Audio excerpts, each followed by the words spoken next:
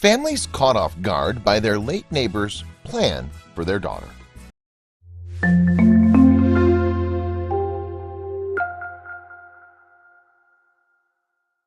When an elderly man began to feel lost in life, he decided to take a leap and get to know the folks who lived next door to him. Not only did he spend plenty of cheer during his lifetime, but what he did last had such an impact on those around him that it started a movement that's already inspired thousands. Before we begin, make sure to smash that like button, subscribe to our channel, and click the notification bell for more amazing videos. It was December 18th, 2018, when a young girl received a big surprise from her elderly neighbor, Mr. Watson. He'd hidden something in his home in Cardiff, Wales, just for her. See, before Ken Watson retired, he was a salvage diver. This meant that he recovered parts of ships, airplanes, and other structures that had sunk into the water. He was an adventurer in every sense of the word. A keen metal detectorist, classical music and opera fan, wood turner, accordion player, election canvasser, and Great British Bake Off viewer, Watson said that he could go long periods of time without speaking to anyone. His activities got him out of the house. After my wife had passed away, I took a long time to settle, he said. There's a space around me. I still hear her voice and speak to her. I began parachute jumping. I enjoy these sort of things. I feel the rush of the air. The second jump was the best. I thought, gosh, I'm an eagle. When he was 85, he made what was probably the most daredevil move of his lifetime. He jumped on top of a small stunt plane and remained standing on its upper wings while he soared through the air.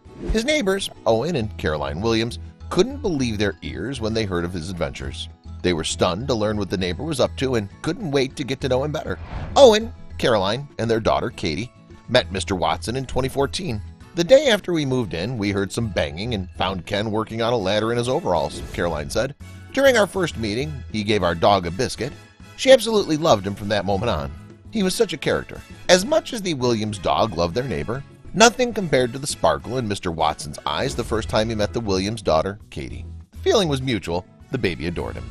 Her youth brought him incredible joy, and he couldn't get enough time they spent together. In fact, he said he wanted to live to be 100 years old just to see Katie grow up. Sadly, 4 years after the Williams met him, he passed away, when Katie was only 2 years old. Despite his age, Mr. Watson had always seemed so vital. His neighbors would miss his stories, his visits, and his optimistic outlook on life. It wasn't until Mr. Watson's son, Ian, rummaged through his belongings that the pair realized that they still had a way to celebrate their favorite neighbor. He had left them quite a surprise, or 14 surprises to be exact.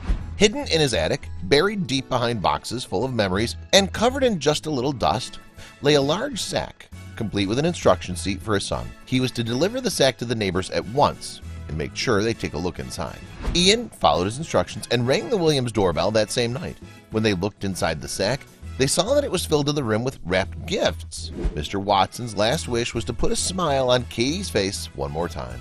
Rather than giving Katie the 14 presents at age 2, where she wouldn't remember much of it, her parents planned to give her one from the pile every Christmas. Surely she might grow out of some of the gifts, but the memory of Mr. Watson's joy would always remain just as strong.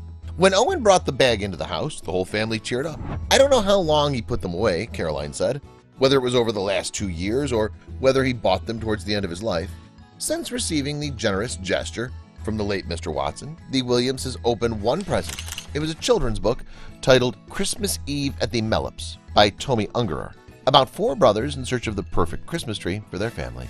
Ken's son Ian, whose sister gave the gifts to Katie, said, "I've known about this since before my father died. He was a very kind man. It's a lovely story, and I would like to tell the world what a lovely guy he was." Well, Katie never truly got to know her neighbor. Her parents will be sure to tell all of his stories and remind her of the kind man who left her all those presents. After all, Mr. Watson was a great inspiration to many, and a reminder that it's never too late to follow your dreams. As Mr. Watson demonstrated, a neighbor isn't just someone who lives next door, it's someone who truly looks after you. Neighbors Tisha and Audrey didn't know each other that well, but fate had their families on a collision course. Audrey was a single mom down the block, and one of her daughters was friends with one of Tisha's daughters. When Audrey needed to go get some last-minute tests, she had nowhere else to turn.